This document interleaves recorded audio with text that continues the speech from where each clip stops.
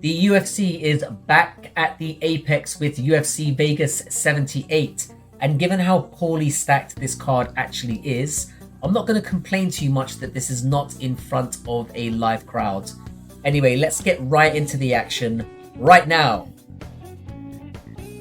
Alright, I'm going to keep this snappy. These are two women that probably should not be in the UFC. They have a combined record of 9-3.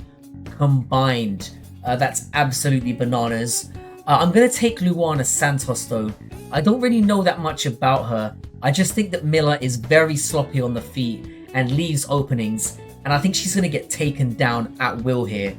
When you've got two women that are this low level, I'm more likely to side with the grappler that has pretty varied throws and takedowns, and you can kind of say that about Santos. Trouble is, she has very little experience at this level, so it is risky. Obviously, don't bet on this if you have a brain in your nut.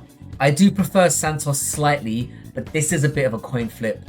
I think they're going to embarrass the MMA community on the whole, on the feet, and when this fight ends up on the ground, I prefer Santos.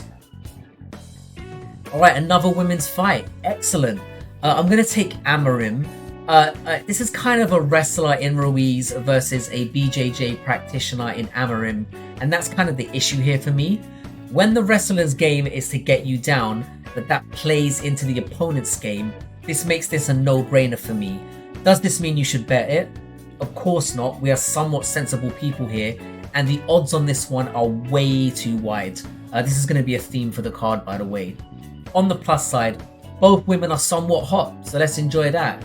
Amorim is decent on the feet. I'd give her the edge there. I think she's going to win those exchanges. Then Ruiz is going to get frustrated, dump her down, get reversed on the ground, and then get subbed. Amorim is just better there. Yeah, this card does not let up with the exciting and skilled matchups. We have two highly athletic specimens here. You might be confused for a moment into thinking you've tuned into Animal Planet rather than the fight night of the so-called premier MMA promotion in the Western Hemisphere. Both these men are pretty sloppy strikers, but I am tempted to side with Buday here, who I just think has more volume and accuracy. While I do think Buday will win, I actually really like this one to go over plus 1.5, which is the official pick. Vegas seems to believe that someone is going to get bonked in the first round, and I think that's not happening here.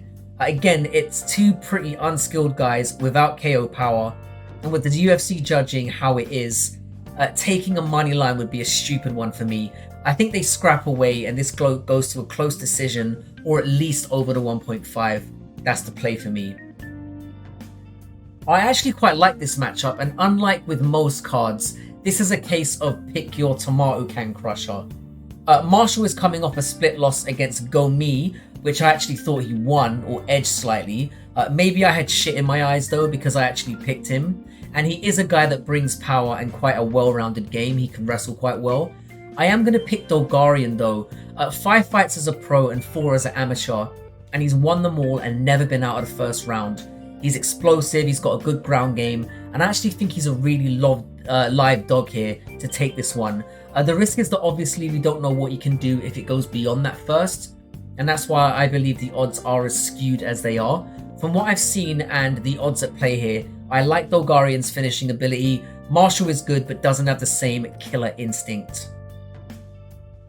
So, Mckinney's coming in here as a late notice replacement for Lando Venata, which is such a bummer to lose from the card. I couldn't wait for that fight. Nah, seriously, fair play to Mckinney. He's getting back in there after getting abused by Sadikov just a few weeks ago. The thing for me is though that despite getting ragdolled and choked out, he didn't really take any damage, and this is taking place at catch weight from what I know. The best thing I can say about Breeden is that he can be tough. Can be. Not always. He went to a decision against Levy, who I don't really rate as highly as other people do. I think Mckinney is going to come in with a chip on his shoulder against a pretty unskilled mid opponent, and is going to have free reign to just headhunt. This one's do or die for Mckinney. Lose this and you are deservedly getting bounced. I think he's going to win this by knocking his head to the moon. Really love Marcus Mcgee, and I think this one is going to be horrendously brutal.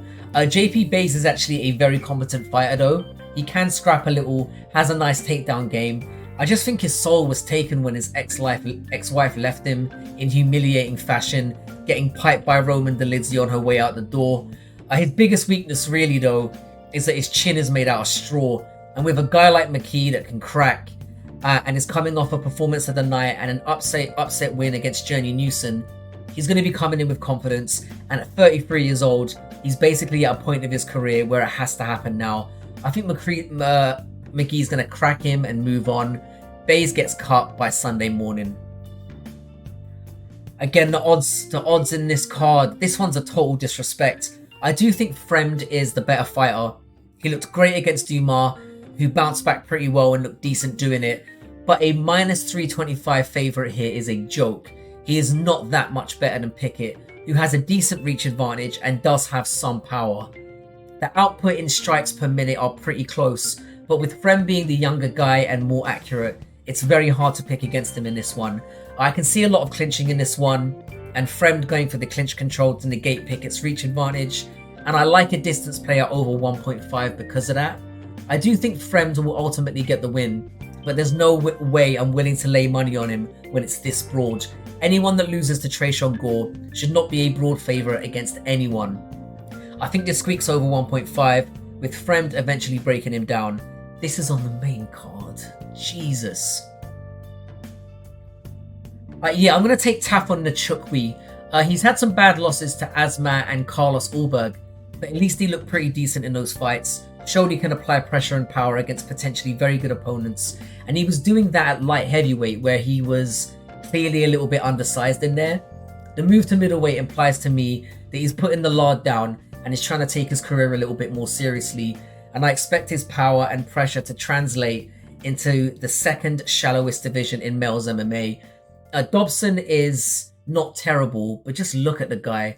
He's a little soft around the belly, he's under conditioned for this weight class, and I think the pressure and power from Tafon is going to be the difference here. I think they trade, and Tafon's pressure and activity leads to a flash finish. This is actually a very decent matchup here between two moderately skilled opponents. Lucindo is 19 fights into her professional career and is only 21 years old. One more fight actually than Viana, who's 10 years older. That is mind-boggling to me. Lucindo does seem to have a kind of viciousness about her, which makes her very hard to pick against. And I think she's going to be more impactful in terms of what make the judges wet out here, or technically should do.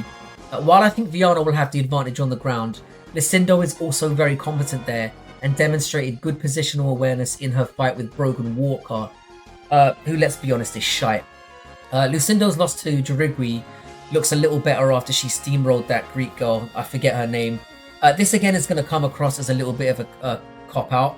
I like Viana, not just as a fighter, wink wink.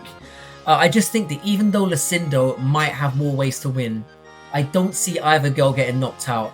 And with the possibility that a lot of time is going to be spent on the ground where they're both good, they may neutralize each other, and that's why I kind of like the over 2.5, which the odds are great on. Alright, obviously I'm going to pick Rountree. Daukaus had a nice little run where he was getting KOs against bottom of the barrel heavyweights, but he's been getting fucking destroyed since committing to fighting full time, which is kind of ironic. He's lost 3 on the bounce, albeit against very powerful heavyweights. He lost to Lewis, Rosenstruik, and I think it was Blades. Rountree is immensely powerful and has arguably the most brutal Muay Thai kicking game at this weight class. And I just think he's going to kick the fuck out of Daukaus' legs and will soften that weak-ass soy body and just break him as the fight goes on. Daukaus pulled out previously, and that was a couple of months ago. And this one had to be rescheduled, so I don't love that for Daukaus either. And rather than find a new opponent, Rountree opted to wait for it. This kind of intrigues me. He obviously really likes the matchup. Daukaus did have a massive speed advantage as an undersized heavyweight, which he won't have here, and I don't like that for him either. I'd also like to point out that Daukaus used to be a pig, arguably still looks like one, and maybe that just makes me want to see him get parked even more. Don't trust the fuzz. I'm picking Rountree to win by TKO. I'm going to say probably in the second round. Alright, this one feels like another trap to me. Dawudo is a very accomplished striker. He's going to have the advantage slightly in that regard, even though Cub is a very good boxer. But he's 39 years old. I do think Cub will actually have a grappling and ground advantage here though, and if he implements that game plan and turns up on the night, he might be a really live dog here. I think this is going to be a very close fight, and again, the odds make this really unappealing. A prime Cub, I think, wins this fight easily, but I think Dawudo will use his strength to try and prevent the takedowns, clinch against the fence, which he loves to do, and I think he's going to use that to find openings and just grind down on Cub, hitting strikes in the clinch. I think Cub's going to be a little bit more resilient back at featherweight, and I can see him snatching maybe a round here. The decision is the official pick, and I think Dawudo's going to edge it with activity and damage done in the clinch. Alright, as much as this card is trash, and it really is, this is a hell of a main event that could pretty much main event any fight card. And these are two fighters that I really have the utmost respect for. Luque has had some terrible health issues, and in his last two fights, he got really badly brutalized by Jeff Neal, and before that got pretty much ragdolled by Belal Muhammad, which was just so painful to watch. He is the natural welterweight in here though, and is very massive for the division.